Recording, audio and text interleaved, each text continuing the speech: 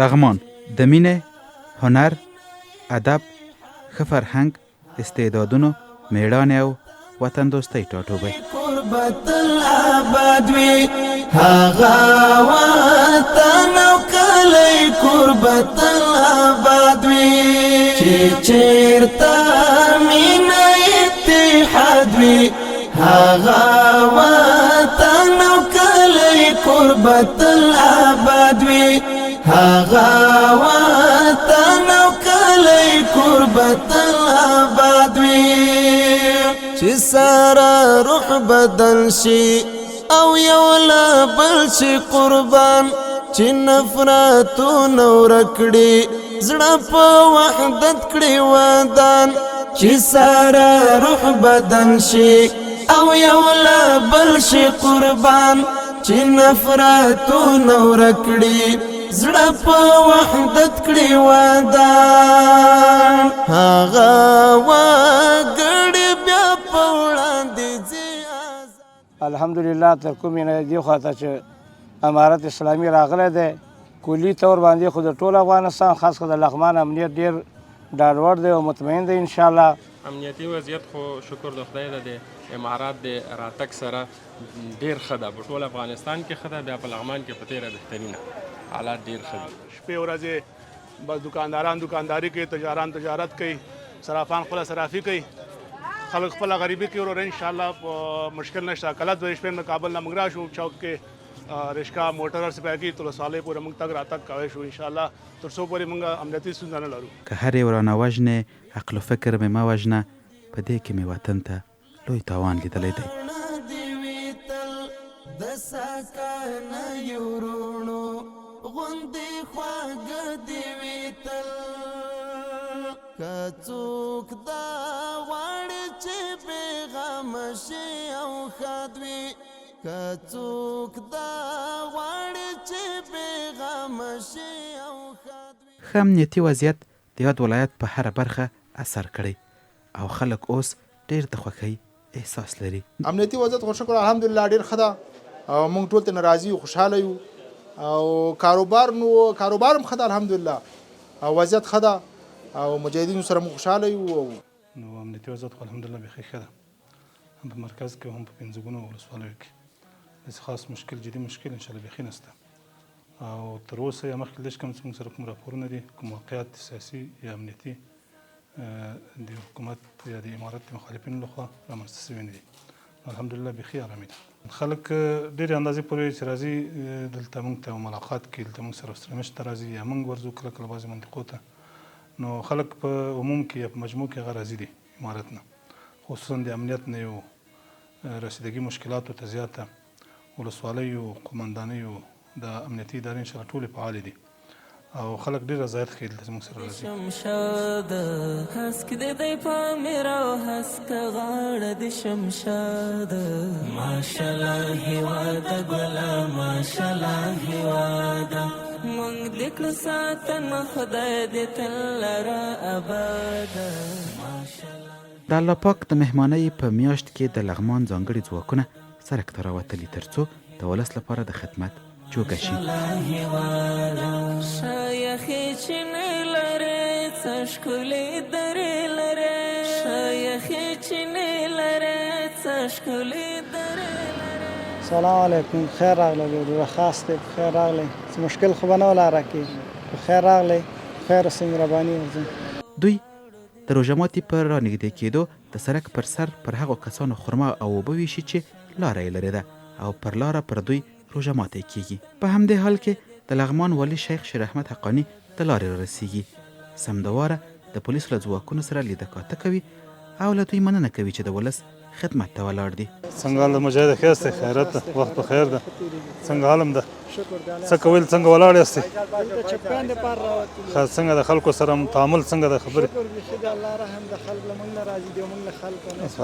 څه مشکل خو به خلکو دپاره نه جوړېږي تاسو لپاره چک پاین په ښه طریقه باندې کوئ سره داسې چاته اذیت و تکلیف خو انشاءالله نه رسوئ که نه صحیح ده خوشحاله اوسېږئ خیرته څنګه دی چک پاین کار هم څنګه ده خلکو سره هم رویه او تعامل څنګه ده و خلکو سره ښه رویه کوئ چې خلک اذیت نه شي خصوصا په دې روژه کې روزه هم ده او کار وظیفه په خپله په اخلاص باندې سرته رسوئ. خوشحاله اوسېږئ. خلکو ته لپاره څه مشکل خو به نه وي. خلکو سره مو رویه ښه ده انشاءالله که نه. اوس د روزه کې په عامه اوقاتو کې خلکو سره ښه رویه کوئ. السلام علیکم. څنګه حالات شته؟ جوړ خیرت ته. تاسو کوم ځای نه کوم ځای ته ځئ؟ جلال آباد نه لغمان. څنګه دا چیک پوینټونو کې بس مشکل نه وي درته؟ خلکو نه خوشحاله یاستئ؟ نه څه مشکل تکلیف؟ همیشه دپاره دا چیک پوینټ په دې لاره ځئ راځئ؟ که څه مشکل یې موږ ته خو ویلی شئ. خوشحاله اوسېږئ. تاسو هم ښه یاستئ انشاءالله؟ خوشحاله اوسېږئ. خرما واخلئ جماعت. نورو ملګرو ته یم. السلام علیکم. څنګه حال استاذ ښه یاستئ؟ ستړي مه شئ. ښه یاستئ انشاءالله؟ کوم ځای نه کوم ځای ته سفر دې وړی دی؟ کابل نه لغمان ته. دا چیک پوینټونه خو هم نه تکلیفوي بیخي؟ دا څه تکلیف خو به نه رسي تاسو ته. خوشحاله یاستئ انشاءالله؟ خوشحاله اوسېږئ. زه په مخه مو ښه سم. نو موږ په پوره اطمینان سره او په پوره ډاډ سره انشاءالله تعالی دا اطمینان ورکولی شو څوک په دغه ولایت کې لغمان کې انشاءالله تعالی هېڅ فر به نه ووهي چې بیا باندې پرې راشي. که هر څو دوی کوشش وکړي د خارج څخه دلې خو الحمدلله هېڅ نشته. یو مخالف هم نشته په ټوله کې هرې ساحې ته چې که خبریالان غواړي که نور خلک غواړي که خارجیان راشي هر ځای ته په پوره اطمینان سره تلای شي په شپه او په ورځ کې د پوره اطمینان ډاډ ورکوو انشاءالله. او راوتلي یو د دې ولس د خدمت په خاطر باندې چې تر څو پورې وکولی شو چې اوس امنیت برابر کړو د دې ولس دپاره. الحمدلله مونږ که روژه وي که ګرمي وي که یخني وي شپه ورځ انشاءالله د ولس په خدمت کې یو. دا اوس م راوتلي یو انشاءالله په موټرو کې موزان ته سهار سره اغوستي دي چې د ولس ته مو سپارو انشاءالله ولس خدمت مو کوو که خرمای وي که هر څه زموږ اوس مطابق کوم کومک هغه ولس سره انشاءالله مونږ کوو. لله الحمد. په لغمان ولایت کې د وزارت داخلي لخوا نه چې کوم هغه بررسي شوې وه سږ هغه د وزارت داخلي لخوا نه چې کوم هیاتان راغلي وو هغوی موږ ته اطمینان راکړه چې په نورو ولایتو په نسبت باندې په لغمان ولایت کې نسبت پروسه کال ته هغه ګرافت د جنایي جرمونو 4% راښکته شوی ده. نورو ولایتو کې کوم اندازه زیات شوی خو په لغمان ولایت کې 4% راښکته شوی. موږ په لغمان ولایت کې لله الحمد په ټولو ولسوالیو کې په ټولو حوزو کې د شپې ورځې لخوا نه ګزمې کوو او کوم ځای کې چې جنایي پیښه شوې نو په هماغه وخت کې موږ مجرم نیولی ده او جنایي مدیریت ته هم سپارلی او د هغه له مخه یا محکمې ته تللی او یا همدغلته فیصله شوې ده. عدلیي قضایي ارګانونو ته اکثر جنایي جرمونه موږ سپارلي او پرې باندې فیصله شوې. لله الحمد په لغمان کې جنایي جرمو مخنیوی شوی ده او الحمدلله وضعیت ډېر اطمینان وړ ده. د روژه ماتې په رانږدې کېدو بیا هغو سرتېرو ته روژه ماتی چمتو شوی چې ټوله ورځ یې ولس ته په خدمت کې تېره شوې.